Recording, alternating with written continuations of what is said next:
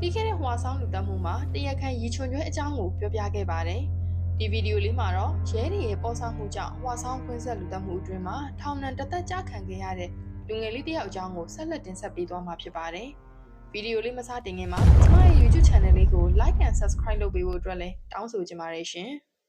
1986ခုနှစ်ကစလို့ကိုရီးယားနိုင်ငံဟွာဆောင်မြို့လေးမှာရက်ဆက်တဲ့လူသက်မရိမှုတွေစတင်လာခဲ့ပါတယ်။ဒီလူသက်မှုကတဆင့်ရက်တရပတ်အနေငယ်မှာပဲအမျိုးသမီးလေးတွေတောက်လျှောက်အသက်ခံလာရပါတယ်။သေဆုံးသူအမျိုးသမီးအများစုဟာအနီရောင်အင်ကြီးကိုဝတ်ဆင်ထားကြတယ်။ဒီလိုဖြစ်ရတဲ့ကြောင့်အမျိုးသမီးလေးတွေဟာညနေဆောင်တာနဲ့အိမ်အပြင်ကိုတော့မထွက်ရဲကြတော့ပါဘူး။တနေ့မှာတော့အသက်14နှစ်အရွယ်ကျောင်းသူမလေးတစ်ယောက်ဟာသူမရဲ့နေအိမ်မှာပဲတပ်ဖြတ်ခံလိုက်ရပါတယ်။အလောင်းကိုမနက်9နာရီဝန်းကျင်မှာသူမရဲ့အခန်းထဲမှာပဲတွေ့ရှိခဲ့ကြရတာဖြစ်ပြီးလိမ်မိုင်းဆိုင်ရာပြုကျင့်မှုတွေကိုတွေ့ထားရပါတယ်။ကျောင်းသူမလေးရဲ့မိခင်ကသူတို့သမီးလေးကိုဘာလို့မြန်တက်ရရတာလဲလို့ဝမ်းနည်းစွာပြောရှာတယ်။ဒီဖြစ်ရဲ့အပြီးမှာတော့နေကန်ပြည်သူလူထုတရက်လုံးကရဲတပ်ဖွဲ့အပေါ်မှာတော်တော်လေးစိတ်ဆိုးဒေါသထွက်လာကြပါတယ်။ကျောင်းသူမလေးဆိုတော့ပို့ပြီးတော့မခံမရနိုင်ဖြစ်လာကြတာပေါ့။ရာဇဝတ်သားကိုမိအောင်ဖမ်းပေးပါမဖမ်းဆီးနိုင်ရင်အလောက်ကထွက်ကြလို့ပြောဆိုကြတယ်။ရဲတွေကအစောပိုင်းမှာဒီလူသက်မရိမှုကိုဖုံးကွယ်ဖို့ကြိုးစားကြသေးတယ်။တာမန်တေဆုံးမှုတစ်ခုအနေနဲ့ပေါ့။ဟွာဆောင်ကွင်းဆက်လူသက်မှုကြီးနဲ့ဆက်နေပါတယ်ဆိုတာကိုထုတ်ဖော်မပြောရဲခဲ့ကြဘူးလေ။ဖိအားပေးမှုတွေကြားတဲ့ကပဲရဲတွေကအစုံစမ်းစစ်ဆေးမှုကိုအာတုံခွန်ဆိုင်လှုံ့ဆော်လာပါတယ်။အသက်20ကနေ30ကြားအမျိုးသားလူငယ်2000ခန့်ကိုခေါ်ယူစစ်ဆေးမေးမြန်းကြတယ်။ရဲတွေစီမှာရရှိထားတဲ့အချက်လက်ကတေဆုံးသူအခန်းထဲကရထားတဲ့စံချီမြင်ရဲ့ဘောင်းမီမှာပေကျန်နေတဲ့မရင်းကောင်ရဲ့တုပ်ပိုးရဲ့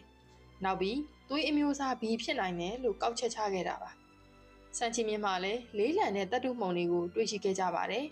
အဲ့ဒီအချက်နှစ်ချက်ကိုပဲအခြေခံပြီးတော့ဟွာဆောင်နေတဝိုက်ကလေယာထွန်ဆက်နဲ့ဆက်လောက်ကင်နေတဲ့သွေးအုပ်စုဘီအမျိုးအစားရှိတဲ့သူတွေကိုလိုက်လံရှာဖွေစစ်ဆေးကြပါတော့တယ်ဟွာဆောင်နယ်လေးမှာအသက်22နှစ်အရွယ်ယွန်းဆိုတဲ့လူငယ်လေးတစ်ယောက်ရှိပါတယ်သူ့ရဲ့ဘဝဆက်ကြောင်းကတော်တော်လေးကိုတနာဖို့ကောင်းပါတယ်။ဒီကောင်လေးကအသက်3နှစ်အရွယ်မှာပဲပိုလီယိုရောဂါကြောင့်မတန်မဆွမ်းဖြစ်သွားရှာပါတယ်။သူတို့မိသားစုဟာအရန်ဆင်းရဲလွန်းလို့ချမ်းသာတဲ့သူတွေလိုသူတို့ရဲ့သားသမီးအပေါ်မှာပြည့်စုံတဲ့ကျန်းမာရေးဆောင်ရှောက်မှုမပေးနိုင်ခဲ့ပါဘူး။ကောင်လေး3နှစ်အရွယ်မှာတော့သူ့ရဲ့အမေကကားအက်ဆီဒန့်နဲ့ဆုံးပါခဲ့ပါတယ်။သူ့အသက်14နှစ်အရွယ်မှာပဲဖခင်ကမောင်နှမ4ယောက်လုံးကိုထားပြီးတော့ထွက်သွားခဲ့တယ်။ဆွေမျိုးတွေစီကိုဟိုဟိုဒီသွားလာရင်းနဲ့နောက်ဆုံးမှာတော့ဟွာဆောင်ကိုအင်ချီရမဲ့ကလေးတစ်ယောက်အနေနဲ့ဒီကောင်လေးဟာရောက်ရှိလာခဲ့ပါတော့တယ်။6လလောက်အငတ်ငတ်အပြက်ပြက်ဖြစ်နေတဲ့လူငယ်လေးကိုဟွာဆောင်ကစက်ပြင်စရာအလုပ်ရှင်တစ်ယောက်ကခေါ်ယူပြီးအတန်မိုးပန်းကြောင်းဖို့တင် जा ပေးခဲ့တယ်။ဒါတွေကမတန်ဆွမ်းလူငယ်လေးယွန်းရဲ့ဘဝအစတွေလို့ပြောရမှာပါ။ဟွာဆောင်ဆိုတဲ့နယ်လေးကအဲ့ဒီတုန်းကအရန်လည်းမဖွင့်ပြသေးတော့အားလုံးကစံစပါးဆိုင်ပြိုးခြင်းကိုသာလောက်ကန်ကြပါတယ်။1986ခုနှစ်မှာတော့ပထမဦးဆုံးအသက်82နှစ်အရွယ်အမျိုးသမီးကြီးအသက်ခံလိုက်ရပါတယ်။ဒီအကြောင်းကိုဟွာဆောင်မှာအလုပ်လုပ်နေတဲ့ယွန်းဆိုတဲ့လူငယ်လေးလည်းကြားနေမိခဲ့ပါတယ်။ရွာမှာကအင်ချီများများဆဆလည်းမရှိဘူးလေ။သူ့အနေနဲ့ကတော့တာမန်အမှုတစ်ခုလိုပဲမှတ်ယူထားတာပေါ့။မကြပါဘူးအမှုတွေကတစ်ခုပြီးတစ်ခုတိုးလာတယ်။၄ချိန်မြောက်လူသက်မှုဖြစ်စဉ်မှာတော့နေကန်တွေကအတော်လေးကိုကြောက်လန့်ကုန်ကြပါပြီ။အရင်လိုလေကွင်းနေနာကတော့ဖြတ်မလျှောက်ရတော့ဘူး။အချိန်မီလူသက်သမားရဲ့တားကောင်ဖြစ်သွားနိုင်တယ်လေ။တရားခံကိုအခုချိန်ထိလည်းရဲတွေကမဖမ်းဆီးနိုင်ခဲ့ကြပါဘူး။ရုံးလို့ငငယ်ရွယ်ရွယ်လူငယ်လေးတွေဟာလည်းထောက်လန်းရေးတွေရဲ့တန်တရားမျက်လုံးနဲ့အမြဲတမ်းအကြည့်ခံနေကြရတယ်။ရုံးဆိုတဲ့လူငယ်လေးကလည်းအဲ့ဒီလိုစောင့်ကြည့်ခံရတဲ့အထက်မှာပါဝင်တဲ့လူငယ်လေးတစ်ယောက်ပေါ့။နှစ်လလောက်သူ့ကိုစောင့်ကြည့်နေတာကိုသတိထားမိတယ်။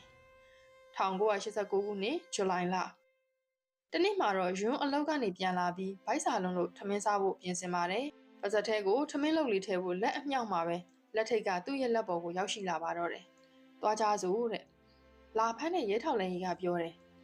အဲ့ဒီလိုနဲ့ယွန်းကိုစခန်းရောက်တော့အချုပ်ထဲမှာတညထားတယ်။နောက်တစ်နေ့မှာတော့မင်းကိုအကြောင်းသူမလေးတတ်တဲ့အမှုနဲ့ဖမ်းလိုက်ပြီးငါတို့မှာအချက်လက်တွေရှိနေပြီလို့ရဲစုံနောက်ကပြောတယ်။မင်းရဲ့စပင်မှာတတ်တုမှုံစားတွေတွေ့တယ်တဲ့အစာပိုင်းမှာတော့ယွန်းကညင်းသေးတယ်။ယွန်းကိုဖမ်းဆီးစစ်ဆေးမေးမြန်းနေချိန်မှာနိုင်ငံပိုင်သတင်းမီဒီယာတွေရုပ်သံလိုင်းတွေမှာတန်တရားတရားခံကိုစစ်ဆေးမြင်ရနေကြဘိုးဝေးဆဆဖော်ပြကြတယ်။3ရက်လောက်အချုပ်ကျပြီးချိန်မှာတော့ယွန်းကကျောင်းသူမလေးကိုတတ်ခဲ့ကြောင်းဝန်ခံလိုက်ပါတယ်။ဝန်မခံလို့လည်းမရဘူးလေအချုပ်ကျနေစဉ်မှာနင်းနင်းညံ့ညံ့လည်းမအေးရအစားတောက်လည်းမကြွေးခဲ့သလိုရေတောင်းတောက်တော့ရဲအရာရှိတွေကဒီလိုမျိုးပြောတယ်။ခွေးမသားမင်းကိုမတိုက်နိုင်ဘူးတဲ့။မင်းလိုကောင်တေးသေးရှင်းရှင်းဘာမှထူးမသွားဘူး။ဘယ်သူမှလည်းဂယုမဆိုင်ဘူးတဲ့။ နောက်ပြီးတော့ယွန်းကိုယ်တိုင်ရေးမထားတဲ့ထွက်ဆိုချက်စာရွက်ကိုလည်း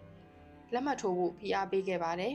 ။ယွန်းဟာကိုလက်မတန်ဆွမ်းတာကြောင့်သူ့ရဲ့စိတ်ပိုင်းဆိုင်ရာမကျေနပ်မှုတွေဟာဒီကလေးမတွေကိုတတ်တာဖြစ်တယ်လို့ဆွဆွဲပြောဆိုကြတယ်။ဒီလိုနဲ့ပဲရဲတွေကယွန်းကိုကျောင်းသူမလေးကိုမရင်းကျက်တပ်တဲ့ 8번째 피의자 14살 땅의 양을 살해한 혐의로 화성군 သတင်းမီဒီယာတွေကတရားခံကိုဖမ်းမိကြောင်းတရားဝင်ကြေညာလိုက်ပါပြီ 한참 돌아다니니까는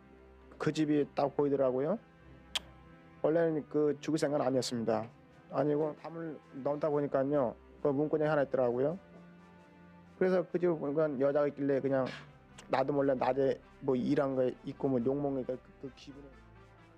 ဒီလိုနဲ့ပဲယွန်းဟာလူသက်မရင်းတရားခံဖြစ်ထောင်နှံတသက်ကြာခံလိုက်ရပါတော့တယ်ထောင်ထဲမှာသူ့ကိုမစ္စတာအင်နိုဆန့်ဆိုပြီးနာမည်ပေးထားကြတယ်2009ခုနှစ်မှာတော့ကထောင်ထဲကရဲအရာရှိကို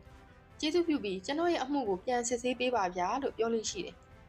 ကျွန်တော်အဲ့ဒီကောင်မလေးကိုမတတ်ခဲ့ဘူးကျွန်တော်ဟာအပြစ်ကင်းစင်သူပါလို့အမြဲပြောလို့ရှိတယ်2009ခုနှစ်ရောက်တဲ့အချိန်မှာတော့ယွန်းဟာလွတ်ငင်းနဲ့ပြန်လည်လွတ်မြောက်လာခဲ့ပါတယ်သူထောင်ကထွက်လာတော့ပတ်ဝန်းကျင်ကလူသက်သမားဆိုတဲ့ပုံရိပ်ကြောင့်ပေါင်းသိမဲ့သူလည်းမရှိအလုပ်ပေးမဲ့သူလည်းမရှိနဲ့တော်တော်လေးကိုခက်ခဲခဲ့ပါတယ်ဘယ်မိသားစုဝင်ကမှလည်းအဆက်အသွယ်မလုပ်ကြပါဘူးသူကိုယ်တိုင်ကလည်းတစ်ချိန်ချိန်မှာအစောပိုင်းကလိုပဲငါ့ကိုဖမ်းဆီးလေအောင်မလားလို့အမြဲတမ်းတွေးနေခဲ့တာပါကိုရီးယားနိုင်ငံမှာထောင်ကပြန်လည်လွတ်မြောက်လာတဲ့လူတွေအတွက်ပြန်လည်ထူထောင်ရေးစင်တာတစ်ခုရှိပါတယ်အဲ့ဒီကဌာနမှုအမျိုးသမီးကြီးကပဲသူ့ရဲ့အရင်းနှီးဆုံးမိတ်ဆွေလို့ပြောရမှာပါအဲ့ဒီအမျိုးသမီးကြီးကိုလည်းယွန်းကသူ့မှာအပြစ်မရှိကြောင်းအမြဲပြောလို့ရှိတယ်မတန်ဆွမ်းလူငယ်လေးယွန်းကအပြစ်ကင်းစင်နေခဲ့တာလား2019ခုနှစ်မှာတော့တောင်ကိုရီးယားအစိုးရကထောင်ကျနေသူအလုံးကို DNA ပြန်လည်စစ်ဆေးခွင့်ပြုလိုက်ပါတယ်စက်တင်ဘာ18ရက်အဲ့ဒီနေ့မှာပဲဟွာဆောင်လူသက်မှုဖြစ်စဉ်တွေကအကြံရှိနေတဲ့သပင်ကနေရလိုက်တဲ့ DNA နဲ့တူညီနေတဲ့လူသက်သမားကိုတွေ့ကြပါတယ်ဒီလူသက်သမားက1994ခုနှစ်ကခေမကိုမရင်းကျင်းတပ်ဖြတ်တဲ့အမှုနဲ့ထောင်နှံတသက်ကြခံနေရတဲ့ရီချွန်ကျွဲဆိုတဲ့သူပါဒီလူသက်သမားကအစောပိုင်းမှာညှင်းဆန်ခဲ့ပေမဲ့နောက်ပိုင်းမှာတော့ဟွာဆောင်တွေကလူသက်မှုအလုံးကိုသူတယောက်တည်းကပဲကျူးလွန်ခဲ့တာပါတဲ့သူကျူးလွန်ခဲ့တဲ့ပြစ်မှုတွေဟာ2016ခုနှစ်မှာပဲအမှုပိတ်သိမ်းသွားပြီဖြစ်လို့ဒီလူသက်သမားဟာအမှုပေါင်း73ခုအတွက်ပြစ်ဒဏ်ကြခံရတော့မှမဟုတ်ပါဘူးနောက်ပြီးသူကရဲတွေကိုအခုလိုထပ်ပြောပါတယ်ကျောင်းသူမလေးတပ်ဖြတ်ခံရတဲ့အမှုမှာလည်းတရားခံကသူပါတဲ့တကယ်လဲကျောင်းသူမလေးအသက်ခံရတော့အကြံရှိနေတဲ့သွေးကွက်တွေသပင်တွေကရတဲ့ DNA နဲ့အခုပြောပြနေတဲ့တရားခံရီချွန်ကျွဲရဲ့ DNA ကကိုက်ညီမှုရှိနေပါတယ်နောက်ပြီးရီချွန်ကျွဲရဲ့သွေးအုပ်စုဟာအိုသွေးအမျိုးအစားပါရဲတွေဟာတစ်ချိန်လုံးမှားယွင်းတဲ့သွေးအမျိုးအစားကိုသာဖော်ပြနေခဲ့ကြတာပါ2019ခုနှစ်အထိဒီဟွာဆောင်နယ်မြေရဲ့ကွင်းဆက်လူသားမှုဟာတောင်ကိုရီးယားနိုင်ငံရဲ့အကြီးမားဆုံးမှုခင်းဖြစ်ခဲ့ပါတယ်စစ်ကြောရေးမှာပြင်းထန်လွန်းလို့မိမိကိုယ်ကိုတပ်တည်သွားတဲ့သူ၄ယောက်တောင်ရှိခဲ့ပါတယ်ဒီလိုမျိုးရီချွန်ကျွဲကဝန်ခံလာတော့သတင်းမီဒီယာတွေကမတရားဆွဆွဲခံရပြီးထောင်ဒဏ်20ကျော်ကြာခံခဲ့ရတဲ့ယွန်းကိုဆက်သွယ်ဖို့ကြိုးစားကြပါတယ်အစောပိုင်းမှာယွန်းကလက်မခံခဲ့ပေမဲ့6လအကြာမှာတော့သူဟာသတင်းဌာနတွေကိုတွေ့ဆုံခဲ့ပါတယ်နောက်ပြီးသူ့ရဲ့အပြစ်ကင်းစင်မှုကိုပြသဖို့စတင်တရားစွဲဆိုပါတယ်9ချိန်မြောက်တရားခွင်အတွင်းမှာတစ်ချိန်ကသူ့ကိုဖိအားပေးခဲ့တဲ့စုံတော်ရဲအရာရှိ4ဦးလည်းရှိနေခဲ့ပါတယ်နောက်ပြီးလူသက်တရားခံအစ်ရီချွန်ကျွဲရောရုံးချိန်အတွင်းမှာယွန်းကလူသက်တရားခံအစ်ကိုအချိန်ကြာကြာစိုက်ကြည့်နေမိခဲ့တဲ့သူ့အနေနဲ့ဒီလူကြောင့်နှစ်ပေါင်းများစွာဘဝကြီးတည်ဆုံးခဲ့ရတာလေ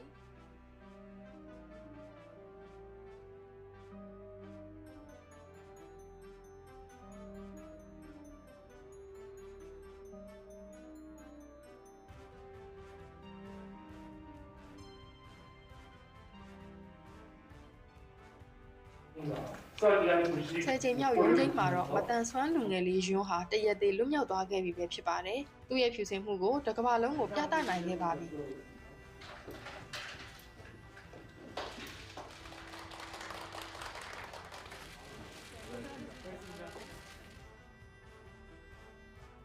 သတင်းတောက်တွေကယွန်းကိုမေးကြတယ်။အခုချိန်မှာဘသူ့ကိုအတွေ့အကြုံဆုံးလဲတဲ့။ယွန်းကရေးတီးတီးပဲမှတ်မိတော့တဲ့သူ့ရဲ့မိခင်ပါတဲ့။သူထောင်ထဲမှာအမြဲတွေးနေပြောနေတာကဒီထောင်ထဲမှာငါမသေးခြင်းဘူးမိဘတွေကိုငါဖြူစင်ကြောင်ပြသခြင်းနဲ့တဲ့ကောင်းကင်ဘုံမှာပြန်တွေ့ရရင်တော့သူလိပ်ပြတန်တန်တွေးဆုံခြင်းနဲ့လို့ပြောဆိုခဲ့ပါတယ်အမှန်တရားဟာတစ်ချိန်ချိန်မှာတော့ပေါ်လာပါလိမ့်မယ်အဲ့ဒီလိုပေါ်လာဖို့ငါတို့ရဲ့အချိန်တွေငယ်ရွယ်နှုတ်ပြမှုတွေအသက်တွေအားလုံးပေးဆက်ကြရတယ်ဗီဒီယိုလေးကိုအဆုံးထိကြည့်ရှုပေးခဲ့တဲ့အတွက်အားလုံးကိုကျေးဇူးတင်ပါတယ်နောက်ထပ်ဗီဒီယိုတွေနဲ့အတူပြန်လာခဲ့ပါမယ်ရှင် 여기를 그냥 앞으로 제가 하는 일에 사과를 할 거라고. 안 하지 마세요.